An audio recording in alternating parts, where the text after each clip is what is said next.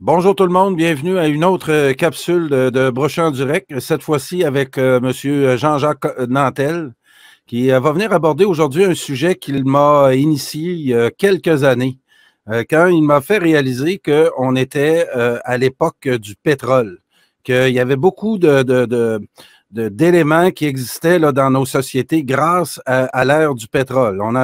Monsieur Nantel aujourd'hui va venir nous expliquer ce phénomène-là et aussi en lien avec ce qu'on a franchi la semaine dernière, c'est-à-dire on a franchi le cap du 8 milliards d'humains sur la Terre et ça, c'est directement lié à l'ère du pétrole. Je tiens à vous dire qu'au début du siècle, la population mondiale s'élevait à environ 1,3 milliard et 120 ans plus tard, aujourd'hui, on vient de dépasser le 8 milliards. Alors, pour mieux nous faire comprendre ce phénomène-là et tout ce qui entoure l'ère du pétrole qui est apparu là avec le moteur à explosion et qui a vraiment révolutionné nos vies, sans plus tarder, j'ai pour vous Jean-Jacques Nantel. Monsieur Nantel, bonjour. Bonjour, merci encore de m'inviter. Écoutez, comme c'est le titre de la vidéo, c'est « On est 8 milliards à manger du pétrole ». Ce qui est important de savoir, c'est que, bon, c'est sûr que l'être humain, il mange des êtres vivants. Il y a très peu à part le sel, des choses comme ça, là, on mange des plantes, puis on mange des animaux qui sont nourris avec des plantes. Les êtres humains sont des prédateurs. On ne produit pas de nourriture, on la vole, on la prend à la nature. Bon.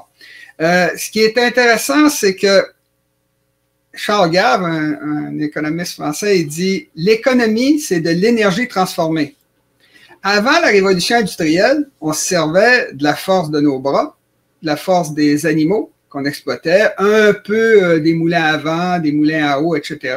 Mais essentiellement, c'était quelque chose de très, très de base, là. Et quand il y a eu la révolution industrielle, ça s'est fait avec le charbon. Et là, il y a eu c'est une énergie qui s'est ajoutée aux autres formes d'énergie qu'on utilisait déjà. D'ailleurs, c'est toujours quelque chose comme ça dans l'histoire.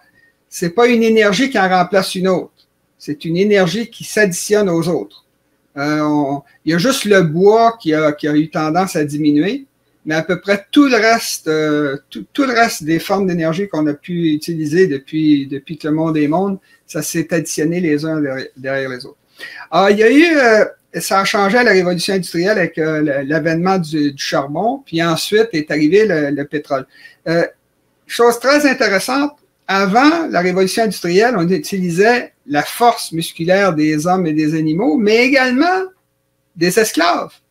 Et c'est la révolution industrielle qui a mis fin à l'esclavage. Vous savez, on entend souvent dire que les gros méchants blancs ont lancé l'esclavage. D'abord, c'est faux. L'esclavage des Noirs en Afrique était un produit de l'Afrique. C'est les Africains qui faisaient ça. Quand les marchands d'esclaves européens arrivaient en Afrique, ils n'allaient pas se perdre dans les forêts pour kidnapper les gens. C'est les Africains noirs qui le faisaient eux-mêmes. Ils ne se sont jamais excusés pour ça. C'est faux. Les Ashantis du Ghana l'ont fait. Donc, ils ont eu l'élégance de présenter leurs excuses au monde pour avoir capturé leurs frères de race puis aller les vendre sur la côte Est aux Arabes qui les ont achetés pendant des milliers d'années et sur la côte Est aux Européens qui achetaient des esclaves pour les amener, les faire travailler, à faire pousser des plantes en Amérique. Alors, mais la chose intéressante à savoir, c'est que c'est l'Angleterre qui a lancé la révolution industrielle, qui a mis fin à l'esclavage, qui a envoyé des bateaux sur l'océan pour dire, vous allez m'arrêter tous les marchands d'esclaves, vous allez retourner les esclaves en Afrique. Et ça nous a jamais été compté en passant pour l'Occident. Vous voyez que l'Occident a fait quand même des bonnes choses. Bon, mais maintenant, ce que je voulais dire, c'est que il y a des choses que les gens ne savent pas, notamment ça sur l'esclavage, que c'est la première puissance industrielle occidentale, l'Angleterre, qui a mis fin à l'esclavage. C'est nous qui avons fait ça, ça durait depuis des milliers d'années. L'esclavage, c'était des paresseux violents qui attaquaient des peureux pacifiques. Puis là, ils les tapaient, ils les frappaient pour qu'ils travaillent gratuitement. Maintenant, il y a eu deux révolutions. On passe à l'industrie maintenant. Oui. Il y a eu deux révolutions industrielles. Les gens ne le savent pas. La première, ça a été l'invention des machines à vapeur et du moteur à explosion plus tard. On a passé du charbon au pétrole. Alors, quand on a inventé le pétrole, on a fait le moteur à explosion, qui est à peu près le même principe que les machines à vapeur. Mais il y en a eu une deuxième qui a été la révolution industrielle électrique. Tous les appareils électriques qu'on a, là, c'est quelque chose qui est né au début du 20e siècle. Ça a été inventé par toutes sortes d'inventeurs qui ont inventé le moteur électrique. Alors, pour en revenir au point de notre vidéo, quand on mange de la nourriture, c'est pas la matière qui nous intéresse, c'est l'énergie qu'il y a dedans. Il y a très peu de matière qu'on mange qui s'incorpore à notre corps. C'est sûr qu'il y a des gens qui pèsent 1000 livres, là, mais en général, là, moi, par exemple, qui varie à peu près pas de poids, c'est 5 kilos plus ou moins, c'est comme ça. Alors, quand je mange, c'est l'énergie qu'il y a dans la nourriture qui m'intéresse, qui intéresse mon corps, et il y a très peu de matière qui s'incorpore à mon corps. Alors, la matière qu'on absorbe, évidemment, on la rejette, mais on perd beaucoup de matière, les cheveux qui tombent, les pellicules, la peau. La peau, les pores, là, ça sert à faire sortir de l'eau, ça sert à faire sortir du sel. Quand on a chaud, on perd du sel. Il y a toutes sortes, les vêtements qu'on tâche, qu'on lave, bon, c'est de l'être humain là qu'on lave. Là. Bon, il y a des gens qui disaient que 80% de la poussière dans une maison, c'était de l'être humain qui tombait en morceaux. C'est pas vrai, mais c'est à peu près 40-50%. Là. Il y a des études qui ont montré ça. Alors, en plus de ça, on perd les ongles, on perd, il faut pas oublier évidemment l'urine, les excréments, toutes ces choses-là. Là. Bon, tout ce qui sort du corps humain, ça sort de partout. Alors, le résultat, c'est que la matière qu'on mange, pour un individu comme moi, là, qui varie presque pas de poids, ce qui rentre, ça sort. Puis c'est le corps, un coup que j'ai fini de grandir, bon. Ce qui m'intéresse dans la nourriture, et on mange beaucoup de nourriture, quand vous pensez au panier d'épicerie qu'on ramène chez nous, là, ben, tout ça, là, on l'achète à chaque semaine, ben, ça rentre, ça sort. Parce qu'on jette pas. On jette de la nourriture, mais on n'en jette pas tant que ça. Ouais. Alors, c'est important de savoir que notre corps, ce qui l'intéresse dans la nourriture, c'est l'énergie. Alors, d'où elle vient cette énergie? Bien sûr qu'elle vient de l'énergie du soleil, la photosynthèse, puis là, ben, avec la nourriture qu'on produit, on donne ça aux animaux, ça nous donne des plantes, puis on mange des animaux également. Bon. Mais avec l'énergie du pétrole, du gaz, du charbon, des hydrocarbures essentiellement, et aujourd'hui l'énergie nucléaire, etc., c'est que on a développé des procédés industriels pour produire encore plus de choses. Alors, mettez la première image. Ça prend beaucoup de pétrole, parce qu'en passant, le pétrole, ça sert à faire fonctionner les machines. C'est pour le déplacement, le pétrole. Le gaz, ça sert à produire toutes sortes de choses industrielles, des produits chimiques, des fertilisants, des pesticides, etc. Mais quand vous faites de la nourriture avec des procédés industriels, c'est que vous augmentez l'efficacité de la photosynthèse en mettant de l'énergie. Alors, l'énergie en question, ça sert, le pétrole sert à produire la nourriture dans les champs avec les machines. Il faut également du pétrole pour transformer la nourriture, pour en faire des produits, puis ensuite les distribuer. Alors ça, c'est le pétrole qui permet de faire ça. Mais il y a vraiment un transfert d'énergie des hydrocarbures vers la nourriture. Mais évidemment, c'est simplement en augmentant la production de nourriture, en augmentant l'efficacité de tout ce qu'on mange. Autrement dit, on mange du pétrole. Ça nous prend. Si on arrêtait, si on se débarrassait des hydrocarbures, là, ben là, c'est d'ailleurs ce qui est en train d'arriver. Parce qu'il y en a de moins en moins. Alors, vous auriez une crise alimentaire, les gens creveraient. Alors, le gaz, comme j'ai dit, ça sert à fabriquer des pesticides, des fertilisants. Donc, ça aide la nature à faire de la photosynthèse. Fait qu'encore une fois, le gaz qui sert à faire ça, ça fait partie de l'énergie qu'on mange, mais dans le sens qu'il y a un transfert d'énergie par l'augmentation de l'efficacité des procédés industriels. Autrement dit, il y a beaucoup de l'énergie qu'on prend dans les hydrocarbures qui nous est transférée de façon indirecte. Tout ce qu'on utilise et qui vient du pétrole, qui vient des plantes ou des animaux, ne sont pas de la nourriture, ça contient également d'énergie qui vient des hydrocarbures. Pensez au lait, aux œufs, la viande, la laine, le coton.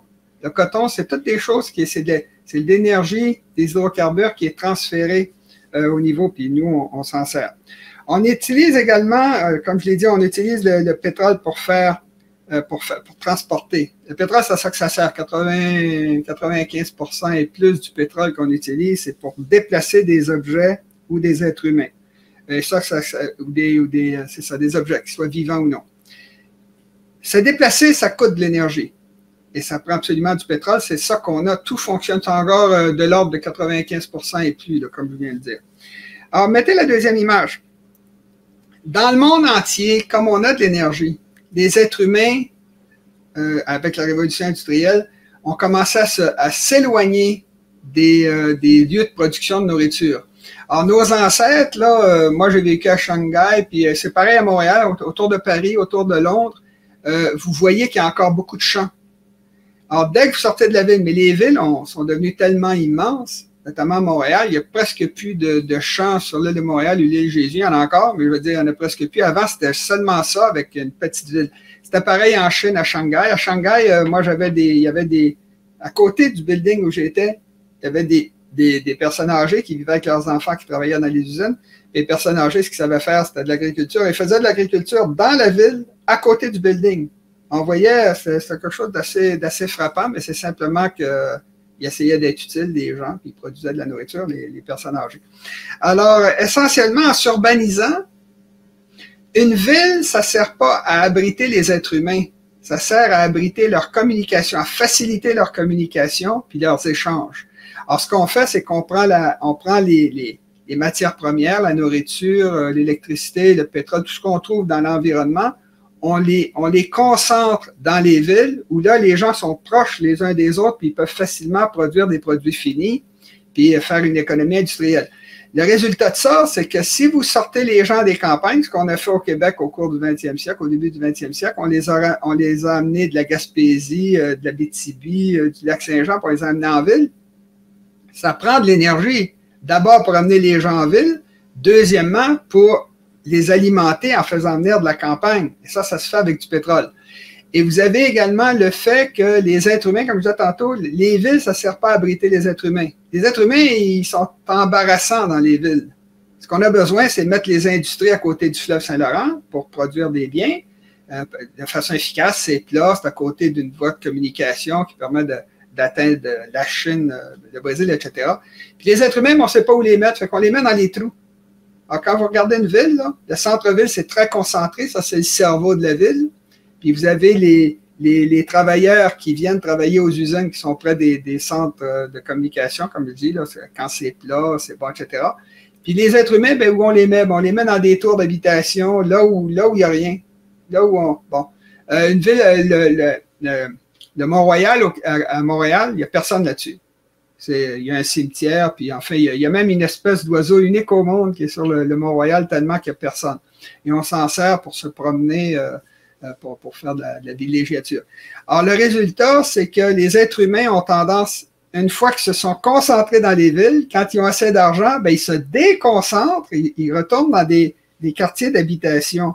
Et c'est ça que je montrais, l'image numéro 2, c'est que ça, c'est Longueuil, en banlieue de Montréal, qui est une partie dans la nature, parce que il faut mettre les gens quelque part. Puis les gens, de toute façon, ils aiment bien vivre en ville, mais ils aiment bien vivre entre les deux. Ils vont s'installer en campagne.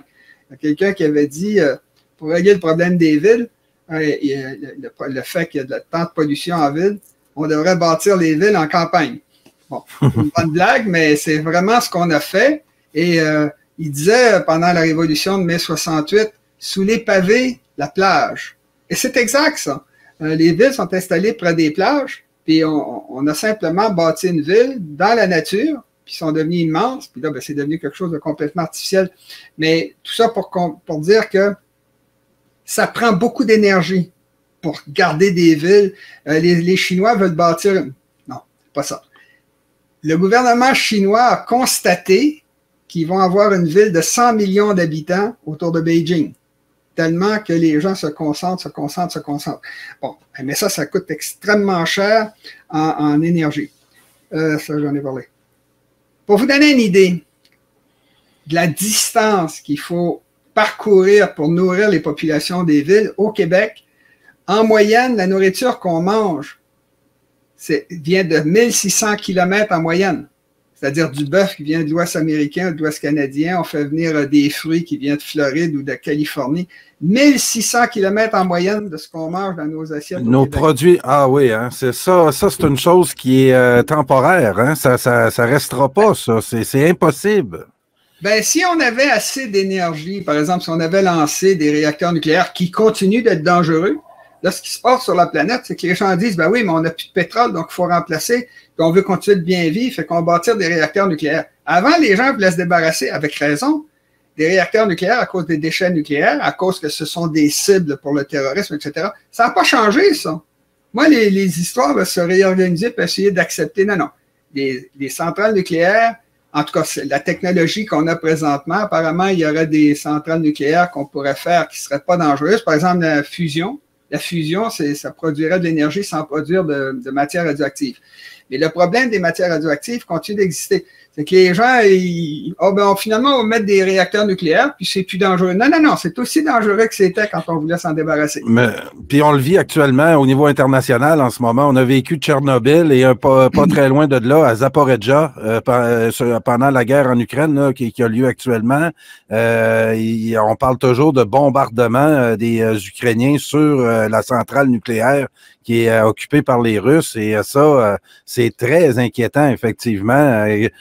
Quel que soit l'endroit où on peut établir une usine nucléaire, là, on devient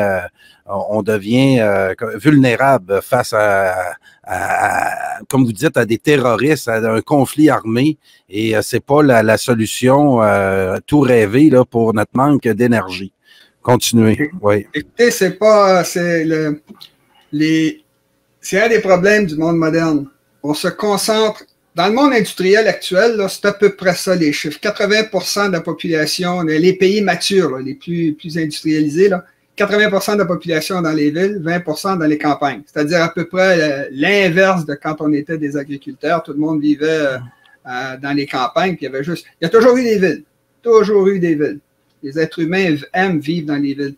Et ils aiment s'enrichir dans les villes, pour être plus précis. Voilà, oui. Tout ça pour dire que le problème d'alimenter les villes en énergie, c'est un problème qui est gigantesque et que, comme je disais, juste la nourriture, dont on a absolument besoin pour vivre, vient de 1600 km en moyenne au Québec et un continent comme l'Afrique qui est censé atteindre 4 milliards d'habitants en 2100, c'est de la connerie, c'est impossible. L'Afrique aujourd'hui a du mal à se nourrir parce qu'ils utilisent des méthodes antiques. Puis les Africains, comme les Chinois d'ailleurs, comme les Occidentaux, puis qu'ils le font encore, mais les Occidentaux, ça a diminué parce qu'on a exporté nos usines polluantes en Chine. Alors, ce qui se passe, c'est que les Chinois, présentement, sont en train de détruire la Chine, sont en train de faire ce que l'Europe a fait dans les 2 derniers siècles.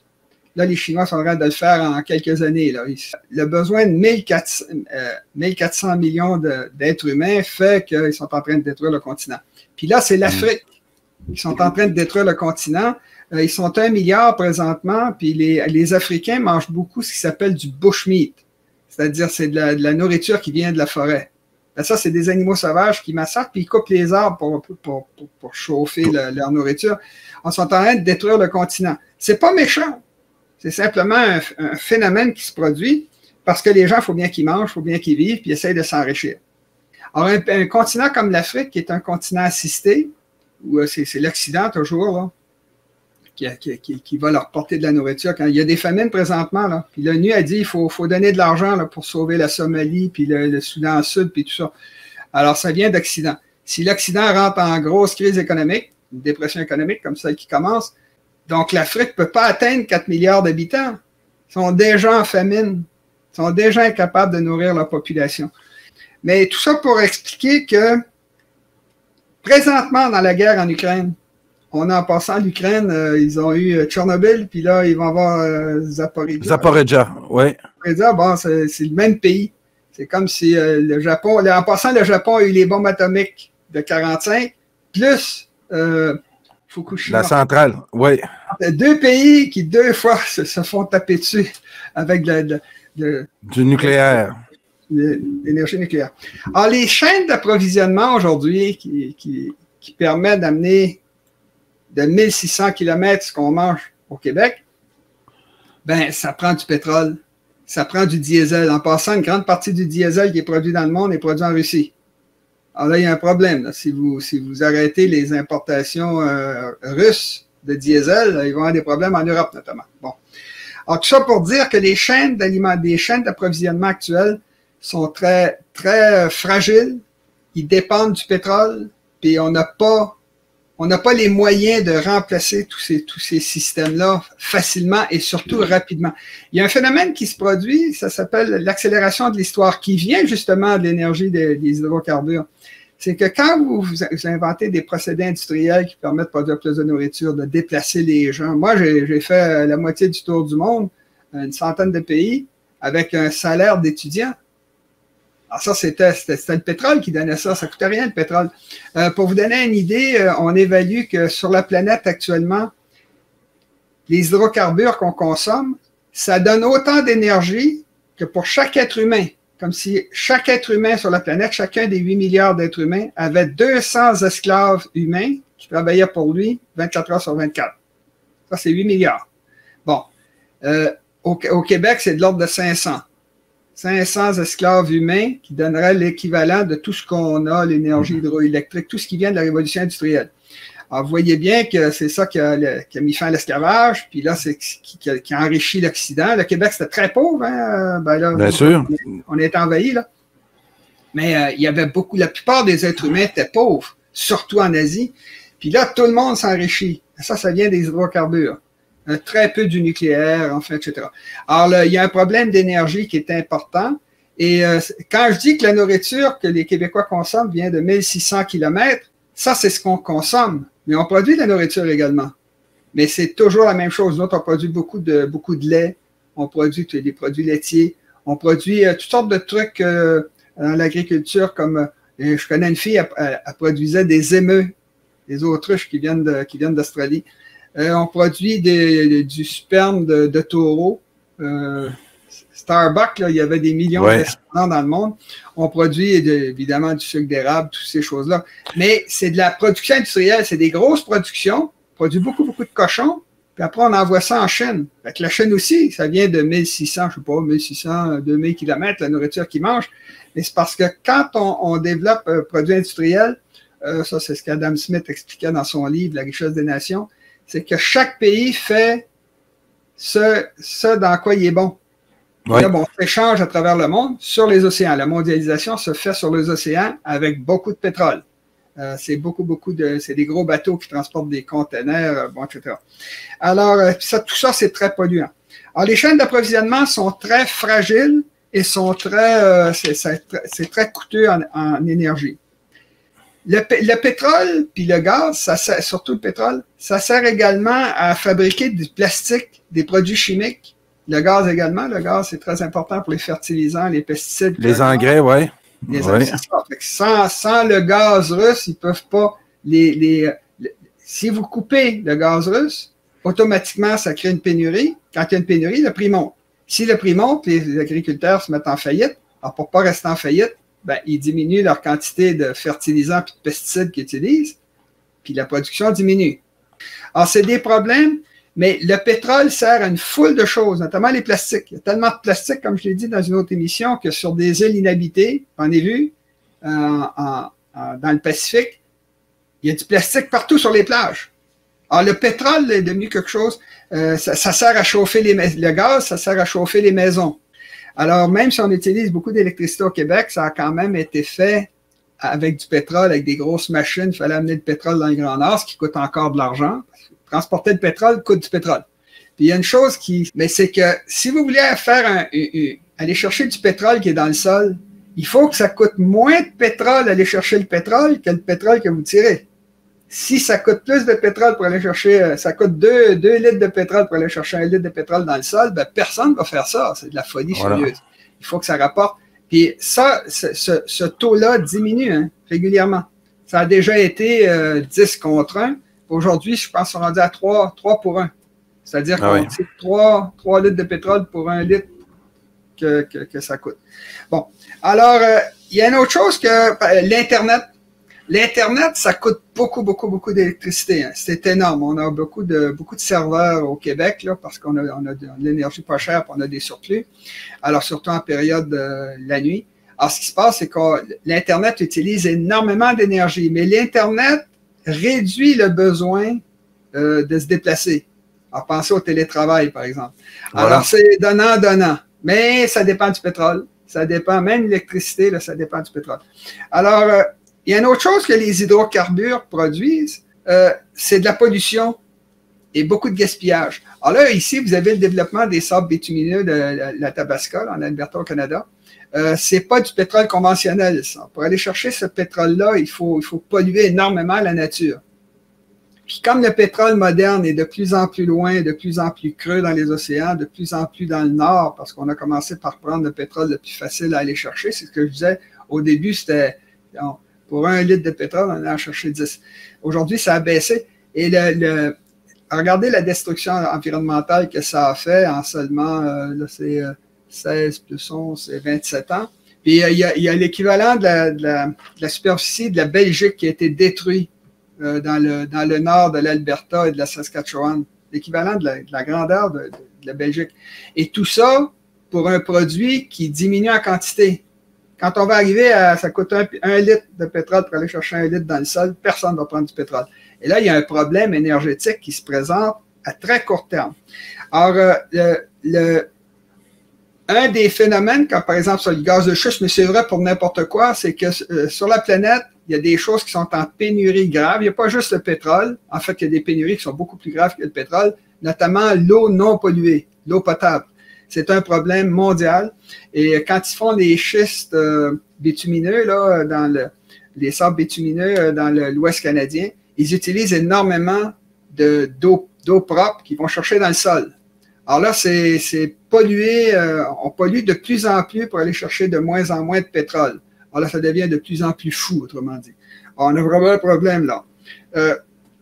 Une chose importante, c'est que quand on parle du CO2 dans l'atmosphère, il y a bien plus que le CO2, il y a toutes les saletés qu'on jette dans l'environnement, que ça soit aussi bien dans les rivières que dans les dépotoirs qu'on enterre. On s'est enterré, non, il reste là. Ces choses-là, là. Quand vous enterrez des déchets, les déchets, je l'ai déjà dit, les déchets, si ça pourrit, si ça rouille, c'est parce que ça contient encore de l'énergie. C'est l'énergie du pétrole qu'on a transformée pour faire des voitures en acier. Ensuite, il faut que l'environnement fasse rouiller tout ça, c'est-à-dire redistribue le fer. Puis ça prend des millions d'années, créer un gisement de fer, des centaines de millions d'années, produire des gisements de fer. Alors, le pétrole sert à nous enrichir, sert à nous nourrir et sert également à détruire l'environnement. Alors là, vous avez un problème qui est fondamental. Et partout sur la planète, les cultures, la nourriture qu'on mange, il y en a très peu qui viennent des serres. La nourriture, elle est exposée partout aux retombées de pollution qui viennent de la révolution industrielle, qui viennent des villes. Alors évidemment, vous voyez tout de suite le problème. On a besoin de nourriture pour nourrir 8 milliards d'habitants, bientôt 9. On va arriver peut-être à 9, moi je ne crois pas, mais on verra. Vous polluez les terres qui fournissent la nourriture pour faire vivre les gens. Alors vous voyez bien que ça n'a pas de bon sens. Bon. Il y a un autre phénomène qui se produit avec le pétrole et les hydrocarbures, c'est que ça produit du gaspillage. Dans les pays arabiques, là, l'Arabie Saoudite, Dubaï, les Émirats Arabes Unis, le Koweït, ils gaspillent. Ces gens-là ne travaillent pas. Hein. Ils font venir des étrangers pour travailler. Dans ces pays-là, chaque emploi a presque chaque emploi industriel a deux propriétaires. Celui qui fait le travail, qui est étranger, puis celui qui possède le travail, qui est l'arabe. Et ils travaillent très très peu. Il y a des calculs qui disent qu'ils travailleraient en moyenne 1h30, 2 heures, les Arabes. Le reste, c'est des étrangers. Puis ils ont bâti des villes. Là, vous avez Dubaï. En milieu du désert, il n'y a rien. Monsieur Nantel, il y a Idriss Aberkan qui a fait une vidéo là-dessus disant que les Arabes gaspillent leur richesse en ce moment plutôt que de l'orienter vers le futur. Ils ont une vision très à court terme. c'est drôle de voir qu'en Occident, là, avant, le rêve de voyager, c'était Paris, c'était Rome. Et aujourd'hui, j'ai beaucoup de jeunes ici au Québec rêvent d'aller à Dubaï, aller admirer le gaspillage que peut représenter. Vous voyez la tour à droite là, sur l'image? Ça s'appelle le Burj Khalifa. C'est le plus haut building au monde. Jusqu'à maintenant, ils veulent en construire un peu partout plus haut que ça. Là. Puis, en tout cas, c'est toujours ça, c'est du gaspillage montré. Regardez, moi, je suis quelqu'un d'important. Bon, ben oui. Il y a des camions qui vont, des camions qui vont chaque jour pour ramasser toutes les saletés qui sont produites dans le building parce que c'est pas relié aux égouts. Tout ce qu'ils voulaient, c'était impressionné. Wow. C'est une ville, c'est une copie bête et conforme de toutes les erreurs que l'Occident a fait à Dubaï. Les quartiers, ça prend une voiture pour aller dans le quartier d'habitation, puis retourner à son travail, puis retourner puis partout autour, c'est du désert. Et le pétrole, c'est toujours c'est une catastrophe, le pétrole. Puis pas méchamment, c'est pour vivre. C'est pour vivre. Mais évidemment, quand on a des esclaves, tout ça, c'est ce que je dis, là, c'est pas si simple que ça, la vie. Mais pour en venir à ça, c'est que tous les pays qui ont du pétrole, ça crée de la corruption, ça crée de la dictature. C'est que c'est facile de faire venir des étrangers. Ils vont chercher le pétrole dans le sol. Frappez ça, puis vendez ça, puis vendez ça. Aujourd'hui, c'est 80 $ le baril. C'est gratuit. C'est de l'argent qui arrive par milliards, par milliards. Puis quand vous avez, et ça c'est vrai pour les animaux, c'est vrai pour les êtres humains, c'est vrai pour les riches, c'est vrai pour les pauvres. Prenez un pauvre, vous lui donnez 1 million. Une des premières choses qu'il fait, il lâche son travail. Puis une des premières choses qu'il fait par après, c'est de domper sa femme pour en marier une plus jeune. Bon. Alors, c'est que les gens, les êtres humains, ils rêvent de s'amuser, ils rêvent d'avoir du plaisir. En passant, les êtres humains travaillent pour la beauté. Les gens ne réfléchissent pas souvent à ça. Même un gars comme Al Capone, il tuait des gens, puis il terrorisait mais c'est parce qu'il voulait avoir une belle femme, il voulait avoir une belle maison, il voulait avoir une belle voiture. Les gens, ils travaillent pour la beauté, pour le plaisir, mais quand on est limité par l'environnement, ben on est obligé de travailler, on est obligé d'avoir des enfants qui vont nous faire vivre quand on va être vieux, on est obligé d'économiser, on ne fait pas de dette. Mais dès que quelqu'un gagne le million, pouf, il tombe dans la décadence, il se met à travailler, il travaille plus, il paye des repas à toutes sortes de parasites. Puis la majorité de ceux qui gagnent le million se retrouvent pauvres au bout de 5, 6, 10 ans parce qu'ils ont tout flobé, ils n'ont rien compris à ce qu'il fallait faire. La raison pour laquelle les milliardaires sont milliardaires, c'est parce qu'ils ne gaspillent pas leur argent. Alors, quand vous avez un pays, pensez à Dubaï, pensez aux Émirats arabes unis, puis là, il y a des gars qui viennent de l'extérieur, des Américains, qui vont les voir, puis on dit, on va prendre du pétrole, puis on va vous donner $1 million par année. Fait que le gars, la compagnie pétrolière part avec $1 milliard, puis il donne $1 million mais le sultan est content, lui.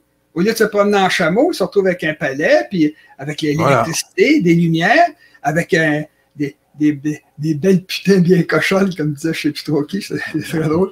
Mais en tout cas, le gars tombe dans et le pétrole partout sur la planète, y compris en Alberta. Les Albertains, ils nous regardaient de haut. Nous autres, on sait administrer, nous autres, on est des génies. Parce qu'on non, vous êtes assis sur du pétrole.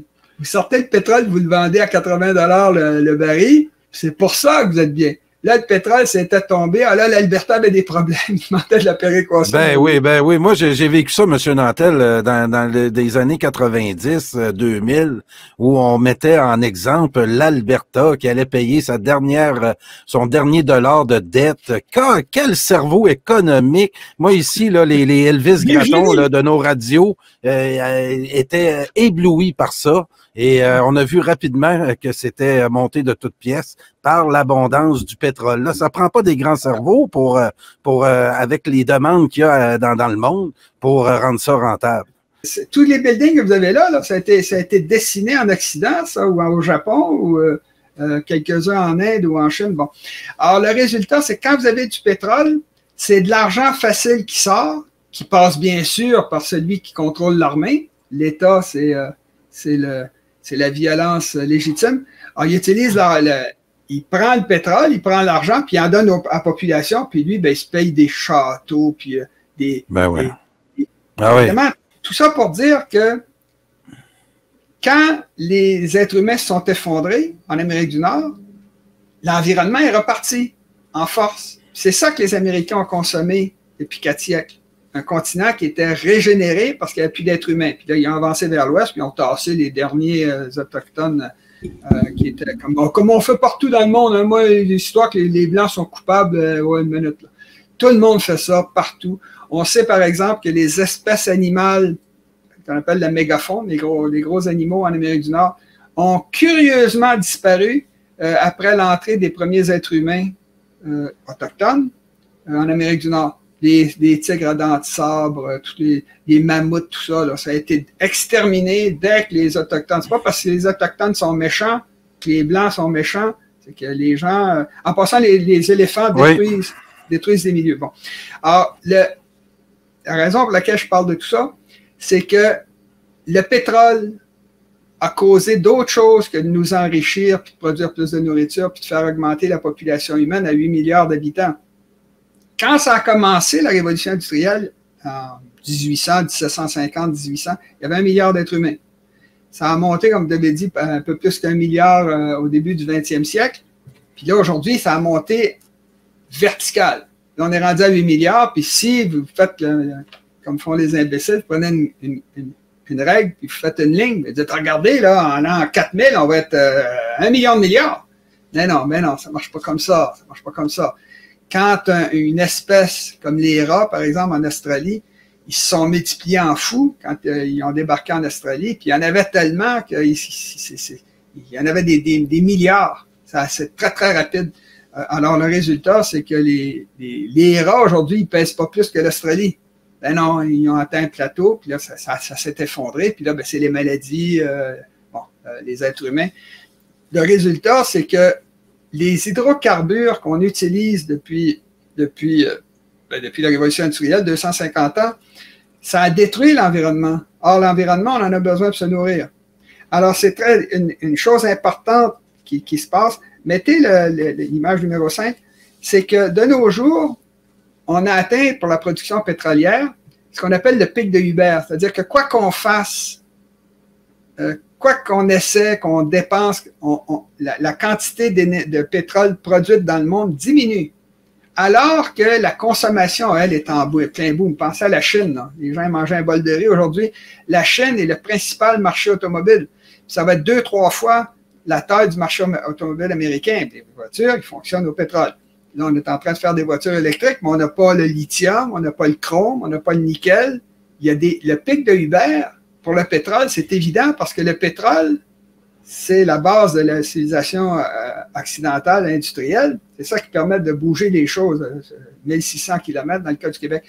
Alors, vous avez le problème qui est évident dans le cas du pétrole. On l'a rencontré, c'est tellement important que tout le monde le réalise.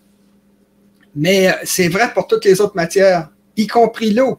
Comme je disais, l'eau potable est en effondrement. Ça fait très longtemps qu'on a dépassé le pic de Huber pour l'eau. Très longtemps. Il manque d'eau propre partout sur la planète. Vous avez également, je n'ai déjà parlé, le sable de construction pour construire des buildings. Ça fait longtemps qu'on a passé le pic de Huber, on ne sait plus où le trouver. Parce que du sable, il ne suffit pas de prendre il faut que ce soit des grains carrés, enfin, avec des coins. Oui. Pour qu'on puisse bâtir un édifice comme le Burj Khalifa de Dubaï. Alors, ça prend beaucoup, beaucoup de sable. Puis, ça se trouve dans les rivières à certains endroits. On en manque. Alors, dans tous les domaines, on a passé le pic de Huber, mais le pétrole, et pour le charbon, on aurait du charbon pour des centaines d'années, mais le problème n'est pas là. Le problème, c'est que quand vous utilisez les hydrocarbures, vous détruisez l'environnement. Puis l'environnement, ben, c'est à la base de tout. L'air que vous respirez, là, il vient de l'environnement. Vous n'avez pas produit ce gaz, cet oxygène-là que vous respirez. C'est les plantes qui l'ont produit. La nourriture que vous mangez, comme je l'ai dit, est exposée à toutes les pollutions qu'on fait, puis là, on est en diminution. On a passé le pic de Huber là-dessus aussi. On n'arrive pas à produire. Il y a eu dans les années 70 ce qu'on appelait la Révolution verte. Ça a fait en Inde. L'Inde avait tout le temps des famines, hein, des famines. Même chose pour la Chine, ça passait. Les Chinois, quand j'étais en Chine, je disais à ma femme, on voyait des personnes âgées qui dansaient parce qu'ils dansent, c'est très joli, là. Ils dansent dans les parcs, puis c'est des personnes âgées qui ont été vivre avec leurs enfants en ville. Fait que, comme ils ont du temps, ben, on les voit danser. Bon. Eh bien, je disais à ma femme, dans les 2000 personnes qui dansent devant nous, là, il y a beaucoup de cannibales. Pendant la révolution culturelle, pendant le grand bond en avant de Mao Tse-tung, là, en Chine. Oui. Puis je parlais des Chinois, il y avait des endroits où les gens pouvaient aller chercher de la viande. Oui, c'est ça. En Chine, ils mangent des chiens, ils mangent de tout, hein, ils mangent de tout. Les Chinois, c'est les seuls qui mangent de tout. Évidemment, quand il y avait des famines, il y avait des villages. Ça, c'est vrai, là, c'est pas des histoires, c'est pas des complotistes, je sais pas trop quoi. C'est véritable. Il y avait des villages, il y avait ça le transfert d'enfants, l'échange d'enfants. Alors, les gens ne pouvaient pas tuer leurs enfants. Pensez à vos 3 fils, là, vous ne pouvez pas penser à les manger. Alors, ce qu'ils faisaient, évidemment, c'était des bébés, c'était pas des. Vos fils sont adultes. Mais ils s'échangeaient les bébés entre les villages pour manger les bébés des autres. Ils étaient obligés de le faire. Les Esquimaux étaient obligés de laisser les vieux sur la banquise. Ils laissaient avec papa, puis ils disaient surveille la banquise jusqu'au printemps, ils mourraient là. C'est des nécessités vitales. Puis là, ben, on a beaucoup augmenté. Puis en Chine, aujourd'hui, il y a un gros problème d'obésité. Parce que les parents qui se battaient de manger des grains de riz, là, il y a 50 ans, là, on était vivants tous les deux. Là. Aujourd'hui, là, ils nourrissent les enfants, des ballons. C'est incroyable les problèmes d'obésité qu'ils ont en France, en Chine. Alors, tout ça pour dire que pour le pétrole, on sait que la moitié du pétrole récupérable, c'est-à-dire, comme je disais tantôt, là, dépenser 1 litre d'essence pour aller chercher 1 litre d'essence. Ça, c'est fini, vous arrêtez de prendre. Bon, il y en a la moitié qui est partie. Il en reste la moitié. Puis la vérité, c'est que c'est probablement faux. Bon, vrai dans un sens qu'il y a des trucs qu'on n'a peut-être pas trouvés, comme le gaz de schiste, là, ça vient de commencer. Ça a commencé 20-30 ans. Alors, le pétrole, c'est quelque chose qui est de moins en moins. Les réserves sont mensongères, les réserves déclarées et les réserves évaluées. Ça va dans un sens ou dans l'autre, mais en tout cas, c'est pas si clair que ce qu'ils disent, là. C'est très clair. Ceux qui sont dans le domaine pétrolier, ils savent qu'il y a beaucoup, beaucoup de mensonges dans ce domaine-là. C'est que le fait que depuis la révolution industrielle, comme le pétrole c'est énormément d'énergie par kilogramme de pétrole. C'est, bon, ça, pas perdre dans la chimie, là, mais pour l'essentiel, le pétrole, c'est une des choses qui contient la plus grande densité énergétique. Vous avez beaucoup, beaucoup d'énergie par kilogramme de pétrole. C'est pas du tout la même chose pour le bois. Le bois, vous avez beaucoup moins d'énergie par bio de bois. C'est bon. Alors, oui. Le résultat, c'est que quand la quantité de pétrole, de gaz a augmenté, la population humaine s'est mise à augmenter par les pauvres. Vous savez que les riches n'ont jamais fait beaucoup d'enfants. Hein? Les riches, les très riches ont beaucoup d'enfants. Non, c'est les hommes riches ont beaucoup d'enfants avec plusieurs femmes. C'est-à-dire, il y en a 2 avec la première, 3 avec la deuxième, 4 avec la troisième, 2 avec la cinquième, etc. Les Arabes, les Occidentaux, ça c'est. Mais en général, les riches, surtout les classes moyennes, font beaucoup moins d'enfants parce qu'il faut les envoyer à l'université, etc. C'est dans les campagnes que les gens font beaucoup d'enfants. C'est ça qui est arrivé au Québec, c'est ça qui est arrivé en Europe, en Chine, puis c'est en train d'arriver en Afrique. Mais quand vous avez le pétrole coûte pas cher, ben là, vous pouvez nourrir plus d'enfants, donc il y a une augmentation de la population, d'où la flèche qui monte vers le plafond pour la population humaine. Mais ça, on sait que c'est en train de finir parce que comme il n'y a plus de pétrole disponible, de moins en moins de pétrole disponible, ben le prix, s'il y en a moins, la quantité est moindre, le prix monte. Si le prix monte, vous ne pouvez pas faire vivre 8 milliards de personnes. Fait qu'automatiquement, il faut que la population baisse. Que ce soit volontaire ou non. Je pense que la majeure partie de la diminution va être imposée par l'environnement. Quand les gens dans les villes font pas beaucoup d'enfants, avoir des enfants, c'est extrêmement populaire. C'est un des éléments de la vie les plus importants pour tous les êtres humains. Puis à un moment donné, ben, j'ai besoin d'enfants, ils ont besoin d'enfants. C'est agréable, les enfants. Moi, j'adore ça. C'est très, très drôle. Les regarder faire, les réflexions qu'ils font, etc. C'est plaisant. Puis ils sont agréables. C'est la forme de la tête, les yeux, bon, on se retrouve là-dedans. Alors, c'est extrêmement populaire d'avoir des enfants. Mais ce qui est beaucoup moins populaire, c'est d'en avoir 3 ou 4 ou 5. Vous avez 3, 4, 5, 15 enfants, comme au Québec, on avait des familles de 14 enfants pendant des siècles. C'était la population qui se reproduisait le plus rapidement de toute la planète. Il y aurait eu à peu près 10 000 Français seulement. Ça, c'était un maximum. Il y en a qui disent 2600 des colons qui ont laissé des descendants. Ben, ça fait au moins minimum 15 millions de descendants en 4 siècles. Alors, ça y allait par là. Bon, mais en campagne, ça coûte pas cher les enfants et c'est payant. Alors, les gens avaient beaucoup d'enfants parce que vous faites des enfants, puis là, ben, ils s'occupent des poules à 3 ans, puis des cochons à 5 ans, puis bon, etc. Fait que c'est payant. En ville, c'est pas payant. Alors, c'est extrêmement populaire d'avoir des enfants, mais en ville, les gens en ont 0, 1 ou 2. Alors, ordinairement, la moyenne, c'est 1,5 dans les pays développés où 80% de la population vit dans les villes. Alors, le résultat, c'est que si vous avez le prix du pétrole monte, ben, notamment en ville, les gens diminuent le nombre d'enfants qu'ils ont pour essayer de sortir de la crise. Et si le pétrole n'arrête pas de diminuer, ben là, vous avez un gros problème. Là, vous avez de la dépopulation. Alors, la dépopulation dans les villes, c'est quelque chose de naturel. C'est pas le gouvernement qui décide de ça. Les gouvernements peuvent rien faire si la population ne veut pas. Il y a quelqu'un qui a dit, les lois sont vaines quand les mœurs sont contraires. Bon, quand le mode de vie a changé, comme en Chine, les gens sont les uns sur les autres. Vous savez, quand vous êtes en campagne, moi je l'ai vécu en Chine, vous promenez dans les campagnes chinoises, vous voyez partout, 175, 100 personnes qui travaillent dans un immense champ. Bon, ben vous dites 75 là, 75 là, mais c'est comme ça la grandeur du pays.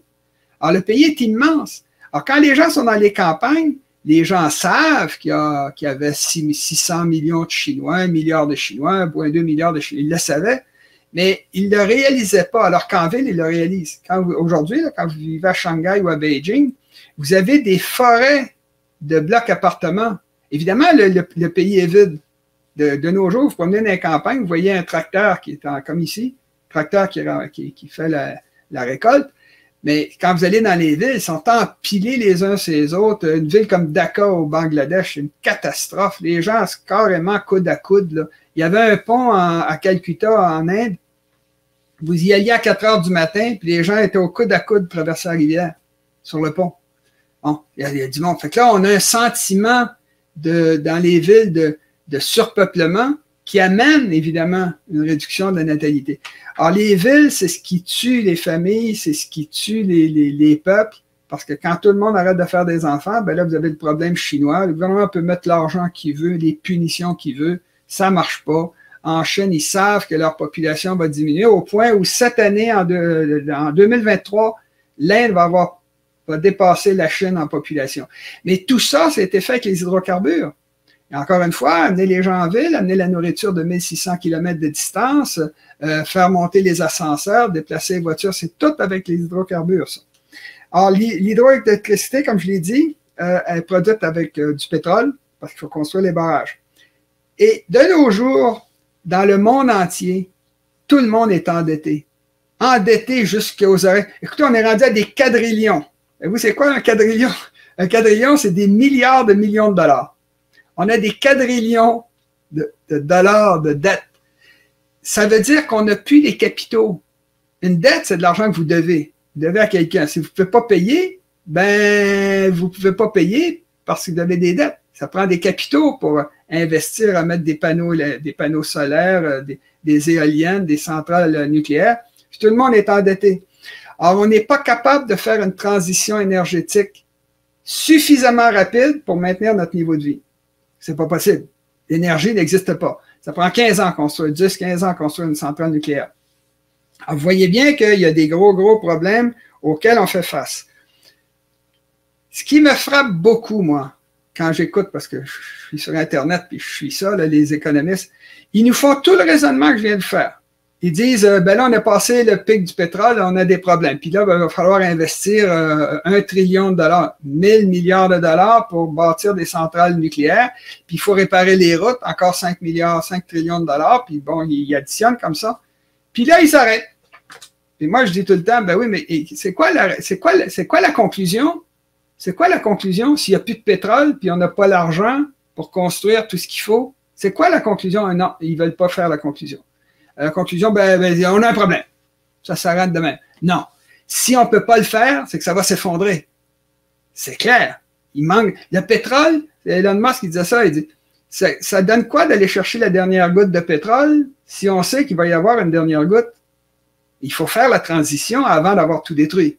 Mais les êtres humains, puis ça c'est la principale raison pour laquelle la crise qui s'en vient est inévitable, c'est que les êtres humains, partout, j'ai vérifié, partout, personne va entendre parler de diminuer son niveau de vie de 50 ou 70%. C'est non.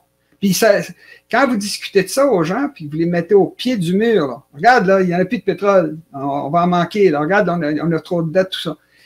Les gens, au début, ils prennent sans rien, après, ils essayent de se moquer, après, à un moment donné, ils choquent, ils deviennent énervés. Écoute, là, vous autres, en Occident, vous avez été riches, j'en ai profité pendant 2 siècles, c'est notre tour, puis allez au diable, puis on va le faire pareil. Oui, vous avez le droit de le faire, oui. Vous avez également le droit de vivre 2000 ans. Est-ce que c'est possible? Est-ce que vous avez le droit d'aller passer vos vacances sur Mars? Est-ce que c'est possible? Il y a des choses qui ne sont pas possibles. Puis quand les économistes, je pense à des économistes comme Charles Gave, Olivier Delamarche, des Français, ils sont très bons pour comprendre l'économie, puis la production de profit, tout ça. Mais ils ne sont pas capables de comprendre, même s'ils le savent, qu'il y a une crise environnementale, ils refusent. C'est un refus. C'est un refus total. C'est comme les gens qui refusent de s'appauvrir. C'est un refus total de considérer que l'effondrement environnemental va avoir des effets sur le niveau de vie des gens, que ça va faire un effondrement. Ils continuent de parler de croissance. La croissance, c'est pas possible sur une planète finie. Il n'y a plus de pétrole, voilà. Il n'y a plus d'eau. Voilà.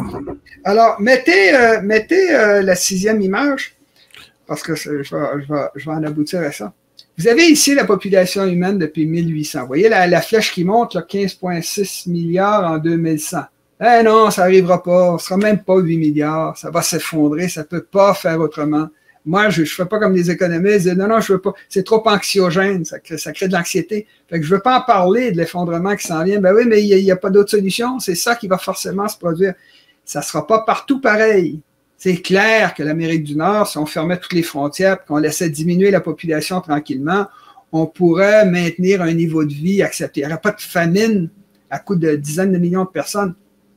Mais des pays comme l'Afrique, où les gens sont déjà, ils ont le nez juste au-dessus de l'eau, à longueur d'année, à longueur de siècle, ben si le pétrole monte de prix et qu'ils ne peuvent plus faire ils vont mourir. Alors, c'est pas vrai que l'Afrique va atteindre 4 milliards d'habitants. Alors, comme l'effondrement est inévitable, c'est inévitable, les gens refusent de le faire, puis les économistes, les experts refusent d'accepter le fait que ça s'en vient, que c'est inévitable, donc ça va se produire. Ça va se produire d'une façon naturelle. Et c'est comme ça, c'est pour ça que je dis que c'est les lois de la biologie qui vont fonctionner. Parce que là, les gens, ils nous écoutent, là, ceux qui nous écoutent. Ils disent, ben oui, ben, peut-être qu'il a raison, après tout, ouais, peut-être qu'il a raison. Puis quand ils vont finir la vidéo, ils vont retourner à leur vie normale, puis ils vont continuer de faire ce qu'ils font, gaspiller de la nourriture, jeter de la viande. Les chiens, les animaux domestiques, ça consomme des quantités folles juste pour pouvoir flatter le dos du minou, là. Ils mangent de la viande, ce chat-là. Là. Bon. Alors, les gens gardent leur mode de vie, évidemment, c'est pas méchant. Ils veulent pas être pauvres, ils veulent pas avoir faim. Oui, je sais, mais c'est pas possible. Alors, par symétrie, en 1800, on était 1 milliard. Puis à cette époque-là, on avait déjà commencé depuis des milliers d'années à détruire l'environnement, mais c'était tolérable. C'était pas les gens arrivaient à vivre. Il y avait des famines en Inde, il y avait des famines en Europe, il y avait des famines en Chine, mais globalement, ça allait.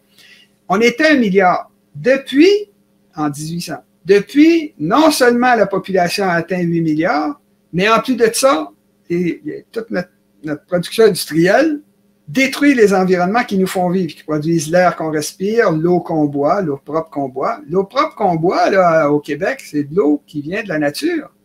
On prend l'eau dans la rivière des Prairies, puis on la nettoie, mais je veux dire, déjà très propre. C'est la nature qui produit l'eau, qui produit l'eau propre, l'air qu'on respire, la nourriture qu'on mange, le pétrole qu'on utilise, le gaz. Alors, quand la nature, on l'a détruite pendant 200 ans, 250 ans, ça a commencé vers 1750, la révolution industrielle, bien, par symétrie, quand on va s'être effondré pour passer sous le niveau de pollution que la nature va pouvoir absorber elle-même, sous le niveau de production de minerais, de pétrole, de tout ce que vous voulez, que la nature va pouvoir remplacer par elle-même. C'est elle qui va le faire, le travail. C'est pas nous qui allons le faire. On ne sait pas faire ça, puis on n'a pas les capitaux pour le faire. Ça va s'effondrer. Alors, par simple symétrie, c'est pour ça que je dis que quand l'effondrement va s'être terminé, on ne mourra pas tous. On a vécu. Ma famille a 4 milliards d'années, elle a survécu à toutes sortes d'affaires. Ça ne s'est jamais arrêté de génération en génération. Ils ont fait des descendants. On est tous, les 8 milliards d'êtres humains qui existent, ça c'est important de le comprendre, on est tous les descendants de vainqueurs, de survivants. On a l'hécatombe, 99,9% des espèces qui ont existé ont disparu, mais nous on est encore là. Et toutes les espèces qui existent sur la planète, tous les êtres vivants qui existent, ce sont des descendants de vainqueurs et de survivants. On a la coine dure, on est vraiment des spécialistes de la survie. Mais il faut qu'on réveille ces instincts-là. Alors, l'être humain, l'humanité va facilement survivre à la crise qui commence. Ce sont les individus qui vont souffrir et surtout les individus qui sont mal placés. Je pense par exemple à l'Inde, le Pakistan, le Moyen-Orient, ça bout déjà, le nord-est de l'Afrique noire. Bon, alors ça va sauter. Mais l'humanité va facilement... Puis il y a des gens qui vont traverser la crise dans la richesse. Évidemment, s'ils ont des milliards puis ils tombent millionnaires, ben ils vont encore bien vivre. Puis ils vont faire survivre leurs enfants. Alors, le résultat, c'est que quand l'effondrement va avoir ramené le niveau de pollution, le niveau d'être humain, à un niveau où les environnements qui sont en déclin vont être à nouveau capables d'absorber toute la pollution qu'on produit puis de nourrir, on va être beaucoup moins qu'1 milliard à ce moment-là. Et moi, je m'attends que ce soit beaucoup moins qu'1 milliard. Alors, c'est ça que je voulais dire.